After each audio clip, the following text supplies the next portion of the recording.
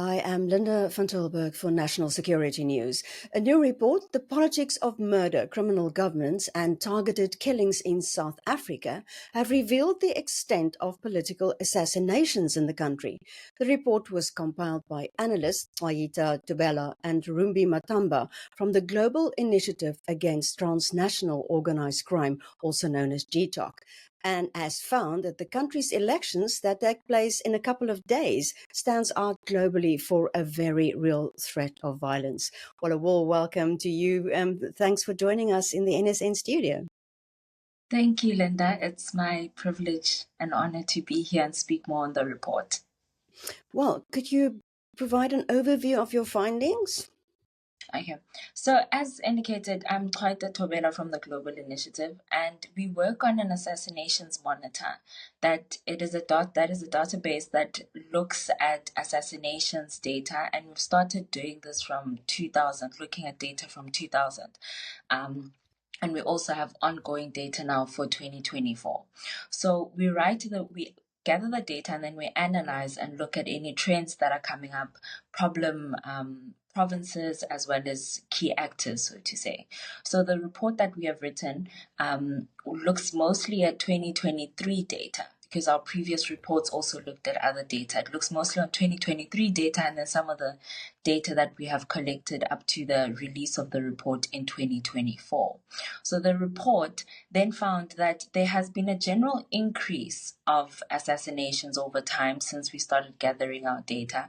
And as now we're leading up to the elections, we have seen through all the different stages and the different election years, both municipal and general elections, there tends to be trends and spikes around and surrounding the election years, where we found that around municipal elections, there tends to be a spike after the municipal elections, and sometimes before the municipal elections. And then with general elections, you find that there will also be a spike afterwards. And in some instances, like in 2019, we found that there was a spike during that year. So what we have analyzed is that it's growing. The threat is growing, and we need to continue analyzing and doing research around targeted killings. Well, in South Africa, who is being targeted? Is it a specific political party? Well, in our database, we look at 4 categories.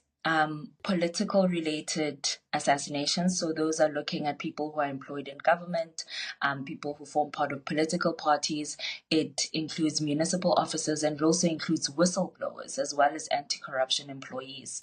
Then we have a category called taxi related hits. So those are largely around the taxi industry, and it looks at killings that are happening with that industry, and we have found that around that industry it's mostly over disputes over lucrative routes. We then also have organized crime category, and that looks at criminal gangs and dispute over territories and the wars that tend to come about, so the targeted killings of gang members and leaders. And then we have personal hits, and those tend to be crimes of passion. And recently we've also seen that it's also when relatives take out a hit on another relative for insurance payout. So those are the 4 categories. And then with political ones, we tend to find that it's local councillors as well as municipal workers and whistleblowers. So what kind of figures are we talking about? Overall, we have seen over 480 hits since we started the database, particularly on political assassinations. But our number is likely an overcount because our data is based on publicly available information as well as court records. So we're looking at newspaper articles as well as court proceedings. So what is reported is likely an undercount of what is actually happening on the ground. So the numbers are high and alarming, but it is most likely an undercount. So for the 2024 election, what kind of numbers have been registered of political hits? We already started doing our data collection for 2024, and by the time of the report, we had recorded about 35 hits, and 10 of those were politically related one. So that then means in in this year already, there's at least one hit every 2 weeks that is taking place in the politically related assassinations, which is very concerning. That is really high. I mean, how does that compare to the rest of the world? Well, South Africa has come up when it comes to its murder rate. It is one of the leading countries when you analyze Africa, and then it also comes up when you are mentioning it globally as well. So it is very concerning, and as we have found that the political assassinations are now sort of in line with trends that accompany criminal governance, where you have criminal groups now starting to incite violence and control governance, so to say. So, what are the drive factors behind it? When we're looking at political related assassinations, some of the key drivers tends to be contestations within political parties over political positions, right? Hmm. How far you are ranked, and it also includes contestations over positions in lucrative municipal tenders. And it will also be the silencing of whistleblowers and anyone who wants to speak up against corruption. Sure. And how does that, there's a problem in South Africa with people wanting contracts for, especially in the the construction industry. Is that one of the industries that are targeted at the moment? We have seen a number of assassinations that take place around that industry, but it is very concerning because it is sending a chilling message to citizens that those that you elect will likely be confronted by violence. It is also sending a chilling message to those who are running as political candidates that Mm, there is a violence in the space, and that can now dishearten people from wanting to take part in politic related either office or environment. So it is of great concern, and it impacts our democracy. So, do you expect problems on election day or the period after? You said sometimes there's a spike in these kind of killings after the election when people are jostling for possessions or might be negotiating, especially with a possible coalition government coming. Yes, we must remember that for something to be a targeted killing, especially one that is politically related, it needs to be a target on a particular person and for a particular gain, right? Either political gain or economic gain. So we have found that it tends to be around particular individuals. I do not think there should be any violence associated with actual election day, but our previous reports have indicated that after general elections, there tends to be a bit of a spike around targeted killings of political individuals. So, what do you effect does this have on whistleblowers coming forward, or people actually standing up and saying, "I want to be a politician in South Africa"? It sends a chilling message.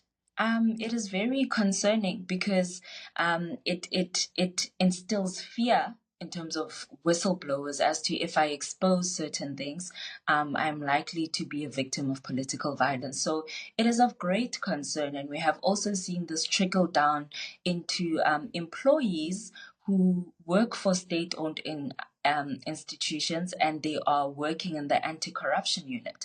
So it sends a very chilling message regarding this.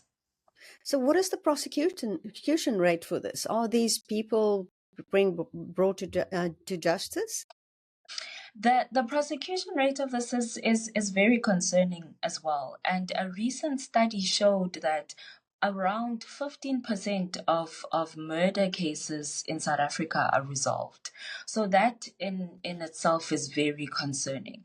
And we have found that some of the political hits and the hits in general now are becoming far more brazen. And the hitmen are emboldened because there seems to be lack of consequences for their actions. In this report, we have seen hits taking place in public spaces. So it also shows that there's no regard for the public. There've been hits that have taken place inside a church, a hit that took place in a public meeting where there was high profile individuals. So the criminal market is basically saying there are no consequences for our actions because it has more financial gain for them as they are being paid when they are hired to take out a hit. Well, that word, a criminal market, that's concerning that there Yes. is. Yes, it is very concerning, which is how the database also came about. The SAPS data on murders is not disaggregated. It does not look at cases like this. And we had found in our research that there's this particular area where there is hitmen for hire or targeted killings, and there's a market where you can easily hire someone to take out another individual for gain. So, if you look at who's targeted, are the high profile leaders in South Africa also targeted? Because we haven't seen an assassination of a leader. I mean, the last one I think was Hendrik Verwoerd. So, are they insulated from this with their, the way they are protected in their fancy cars? When it comes to political related assassinations, we had seen that the trend is mostly that local councillors are targeted. But recently we have seen an increase in higher profile officials. Recently, one of the executive members of one of the water utilities was publicly assassinated. So we are seeing the trend growing. However, we must also emphasize that these four categories that I have listed sometimes pose a challenge as where do you categorize a particular individual? Because sometimes someone may hold a political office or hold a political position, but has interests in the taxi industry and has interests in the organized crime space. So then where do you categorize a particular person like that? So in other categories, we have seen far more high profile cases where businessmen are being taken out as well. So that now poses a challenge in terms of looking at how high profile actually are these killings, especially for political related ones. It's one of the problems why this is occurring is because so many politicians don't distance themselves from commercial interests and that they're using their positions to further their political interests. That is interesting. But we have found that it is contestation over political positions, and Okay. recent or previous research found that most of the conflict within political parties is intra-party related, where it is conflict within a political party. But now, as the landscape is changing of political power, we are finding that there's now disputes between political parties themselves, and Oh. some of the cases are not only intra-party related, but we're finding more of a play as well of inter-party related conflicts. So now it's more of a mixed arena as to what is the root cause of these conflicts. So how can South Africa address this problem? There needs to be more of a public outcry, really, about this, particularly because we know that our stats are not disaggregated to indicate something like this. There also needs to be a targeted and strategic response to it, and a multi-sectorial one. As I previously indicated, there's a lot of interlinkages between markets and categories, so it cannot be the law enforcement has to do more. We also need prosecution to come in, that when cases do come and someone is found, the cases get prosecuted and there are real consequences. We also need political parties to come together in finding that solution, because there is mostly it's a political conflict that is arising. So the job of this is not one-sided. It is very much multi-sectorial. Wow, thank you so much. That's fascinating but frightening. Thanks so much for speaking to us. It is a pleasure, Linda. Thank you for having us.